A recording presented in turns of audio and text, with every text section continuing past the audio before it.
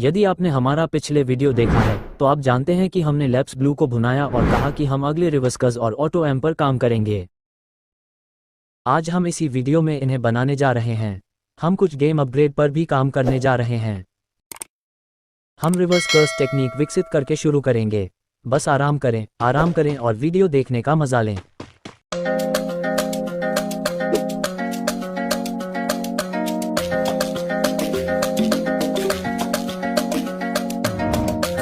सबसे पहले आइए देखें कि रिवर्स कस कैसे काम करता है। आमतौर पर कर्स्ट एनर्जी नेगेटिव होती है, जो भय और घृणा जैसी मानवीय भावनाओं से बनती है। जब हमलों में उपयोग किया जाता है तो यह नेगेटिव एनर्जी विनाश को बढ़ाती है। नेगेटिव एनर्जी के दो स्रोतों को एक साथ गुणा करने से एक पॉजिटिव एनर्जी प्रवाह बनता है, जो नुकसान पहुंचाने के बजाय चोटों को ठीक कर सकता है। आइए देखें कि रिवर्स कस हीलिंग कैसा दिखता है। चलो उन बच्चों को मार, मेरे पीछे आओ।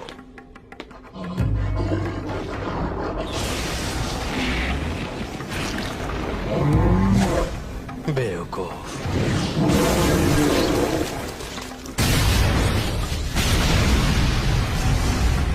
ओ, ये क्या? मैंने इसका हाथ ठीक कर दिया। रिवर्स कस तब तक काम करता है जब तक आप व्यक्ति के सिर को नहीं काटते। ये सुकुना की तरह ही किसी भी चोट को ठीक कर सकता है। आइए देखें कि रिवर्स कस खेल में संतुलन को कैसे प्रभावित करेगा।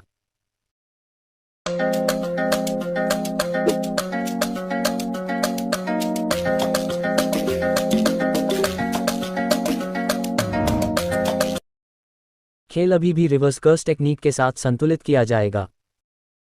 हाँ, मुझे ऐसा लगता है, खासकर जब से हमारे पास अभी कोई उपचार विधि नहीं है। मैं इसे बहुत मजबूत या बहुत कमजोर नहीं बनाऊंगा और कर्स एनर्जी लागत को नियंत्रण में रखूंगा, अन्यथा खेल असंतुलित हो जाएगा। कर्स एनर्जी के साथ हीलिंग आपको प्रति एचपी खर्च करेगी और आपको एचपी तुरंत वापस नहीं मिलेगा, इसमें कुछ समय लगेगा।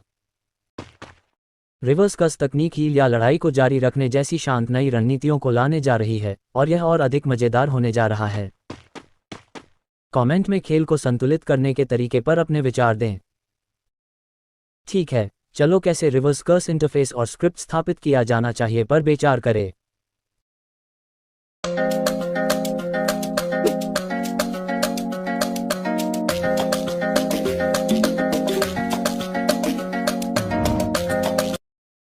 तो हमें पता चलता है कि रिवर्स कस तकनीक क्या है। प्लान एक कूल आइकन के साथ एक बटन बनाने की है जो आपके द्वारा दबाए जाने पर हीलिंग करता है। मैं इसे आपके लिए तोड़ देता हूं। सबसे पहले हम रिवर्स कस फंक्शन के लिए एक बटन बनाएंगे।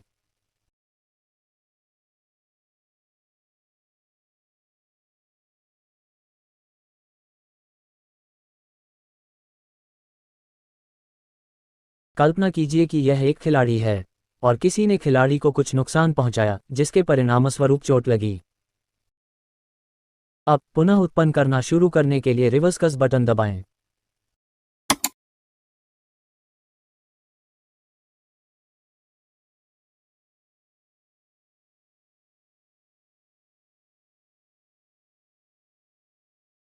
यहाँ उत्थान प्रभाव पूरा हो गया है। अब मैं रिवर्स कस बनाने जा रहा हूं।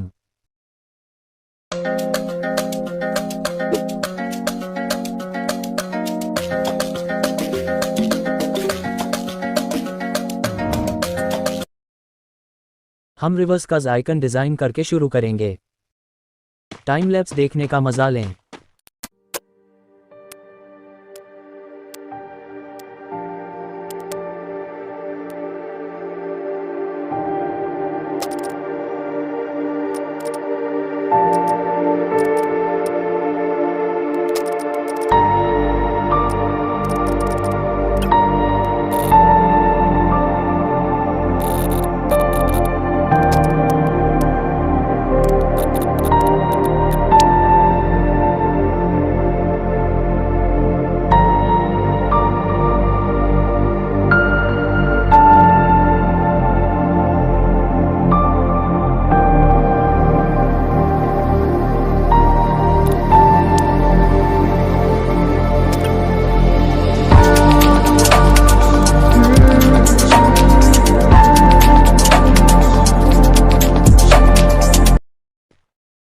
तो हमने अपना आइकन बनाया और यह ऐसा दिखता है।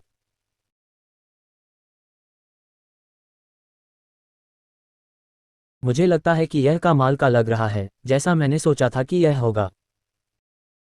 आइए इसके लिए एक स्क्रिप्ट बनाने के लिए आगे बढ़ते हैं।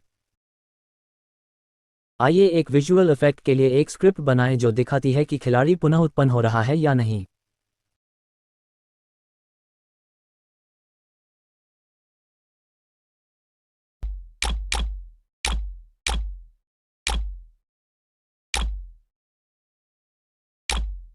मुझे ये विजुअल इफेक्ट पसंद है।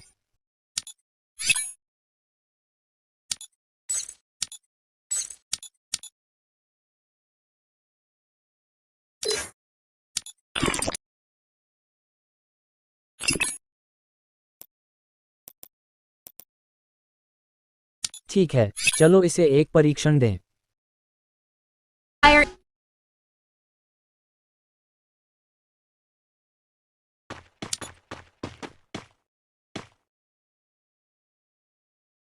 अच्छा लग रहा है। मैं बस एक आखिरी विजुअल इफेक्ट में फेंकने जा रहा हूं और फिर मैं आपको अंतिम परिणाम दिखाऊंगा।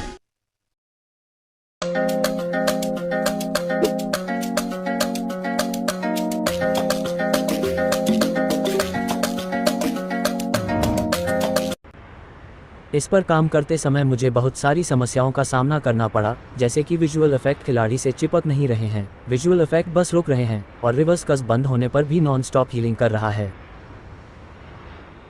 लेकिन हे, मैंने इन समस्याओं का पता लगाया और यहाँ अंतिम परिणाम है।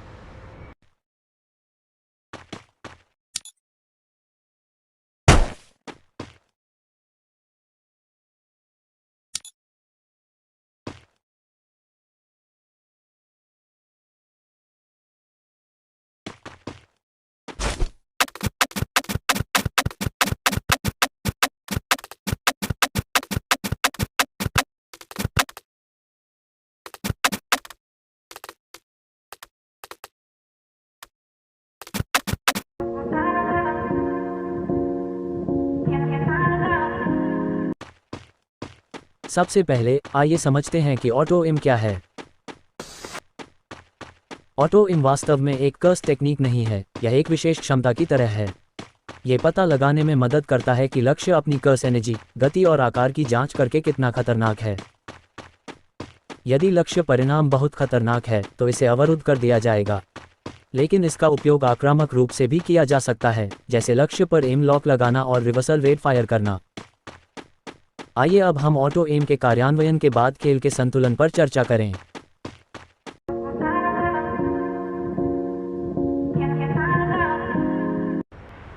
मुझे लगता है कि खेल ठीक हो जाएगा अगर यह ऑटो एम का उपयोग करने के लिए 200 अतिरिक्त की तरह कर्स एनर्जी का थोड़ा सा लेता है।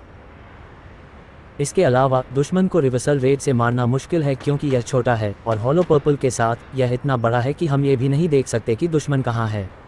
मुझे लगता है कि खेल में ऑटो एम जोड़ना अच्छा होगा और झगड़े को और अधिक मज़ेदार बना देगा क्योंकि कुशल खिलाड़ी वास्तव में इसका लाभ उठा सकते हैं।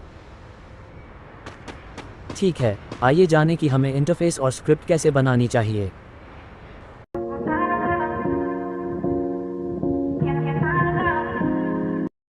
इसलिए हम एक बटन बनाने की योजना बना रहे हैं जो ऑटो एम को चालू करता है। यह नहीं बदलेगा कि खिलाड़ी कहां देख रहा है, लेकिन जब आप कर्स टेक्निक का उपयोग करते हैं तो वे दुश्मन की ओर बढ़ेंगे।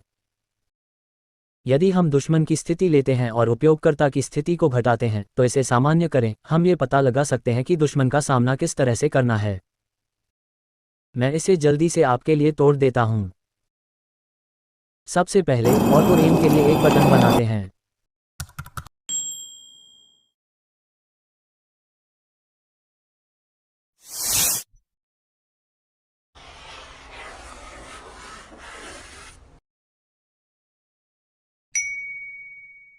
मैं चीज़ों को बेहतर ढंग से समझाने के लिए कुछ उदाहरण खिलाड़ी बना रहा हूं। ठीक है, चलो उस बटन को हिट करें।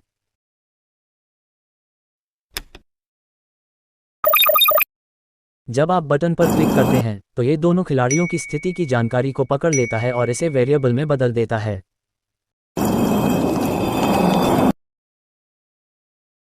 दुश्मन की स्थिति से उपयोगकर्ता की स्थिति घटाएं, लेकिन यह मामले का अंत नहीं है। हमें इक्वेशन के रिजल्ट को वेक्टर के मैग्नीट्यूड के साथ डिवाइड करके नॉर्मलाइज करना होगा। इसलिए हमारे पास उपयोगकर्ता की दिशा दुश्मन की ओर इशारा करती है और हम उस दिशा को 3 से गुना करके और उपयोगकर्ता की स्थिति में जोड़कर ऑब्जेक्ट्स को 3 गुना आगे बना सकते हैं। आइए ऑटो-एम के लिए आइकन डिज़ाइन करने और संबंधित स्क्रिप्ट विकसित करने के लिए आगे बढ़ें।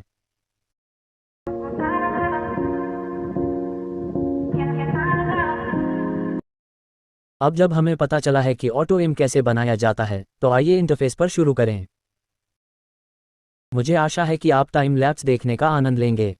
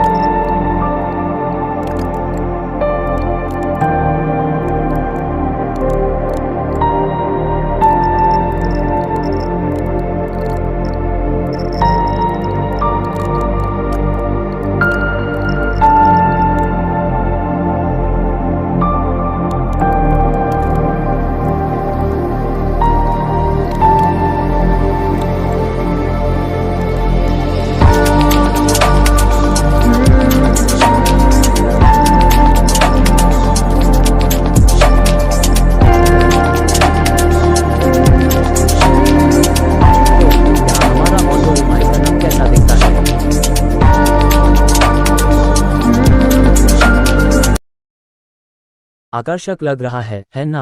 चलिए इसके लिए स्क्रिप्ट बनाने के लिए आगे बढ़ते हैं।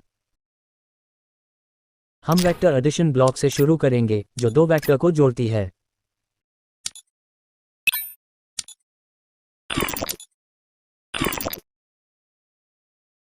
आइए उपयोगकर्ता और दुश्मन दोनों के लिए स्थिति की जानकारी प्राप्त करने के लिए प्रॉपर्टी ब्लॉक का उपयोग करें।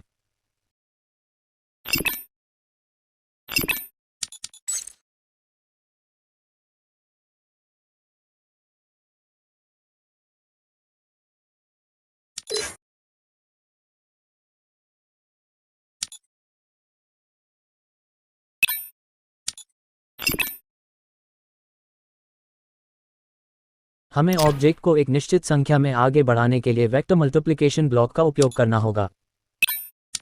हमें उपयोगकर्ता की स्थिति को दुश्मन की स्थिति से भी घटाना होगा, जैसे हमने प्लानिंग में बात की थी।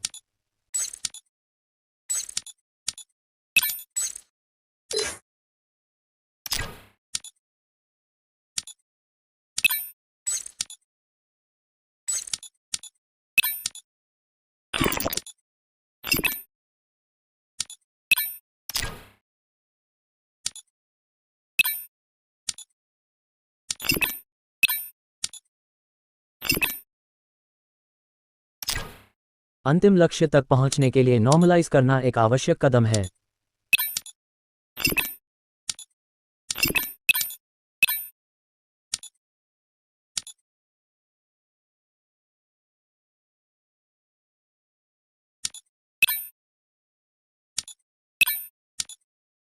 आइए इसे आजमाने के लिए क्रिएट ऑब्जेक्ट ब्लॉक का उपयोग करें।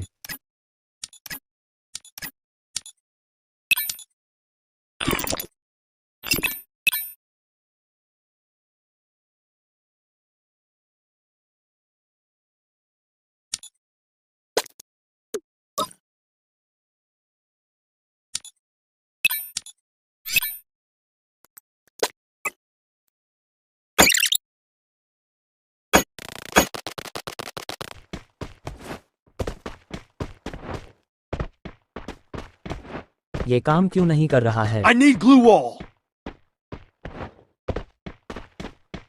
मुझे लगता है कि मैंने गड़बड़ कर दिया। मुझे उपयोगकर्ता की स्थिति से दुश्मन की स्थिति को घटाने की आवश्यकता है।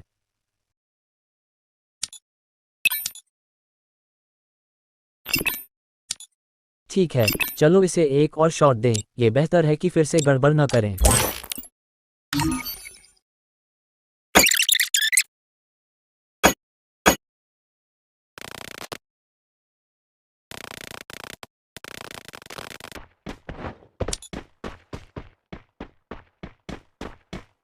यह अभी भी फिर से काम नहीं कर रहा है, कुछ तो गड़बड़ है। मुझे थोड़ी देर बाद एहसास हुआ कि गेट प्रॉपर्टी ब्लॉक खिलाड़ी की दिशा में सेट है, न कि उनकी स्थिति पर।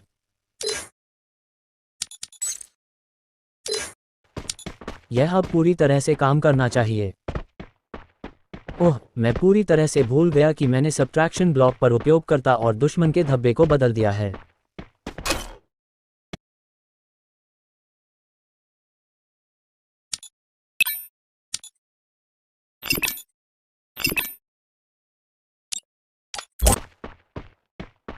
हाँ, यह अब काम कर रहा I है। need glue wall.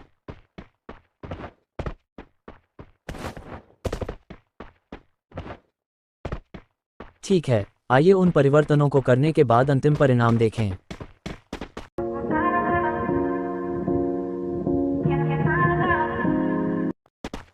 आइए देखें कि जब हम ऑटो एम के बिना तकनीकों का प्रयास करते हैं तो क्या होता है। ठीक है, चलिए अब ऑटो एम पर स्विच करते हैं।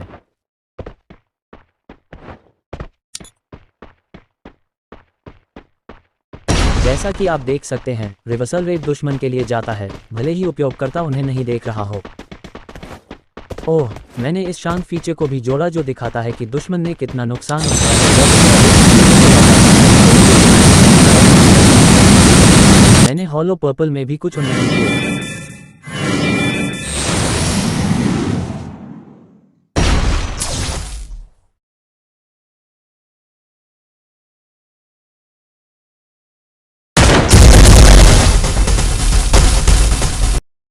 और इस तरह मैं ऑटो एम और रिवर्स कस के साथ आया। मुझे आगे क्या करना चाहिए, इस पर एक कमेंट छोड़ें। छालावे की दुनिया या टेलीपोर्ट तकनीक और काली रोशनी, ये हमें वीडियो के अंत में लाता है। देखने के लिए धन्यवाद, ध्यान रखना और अलविदा।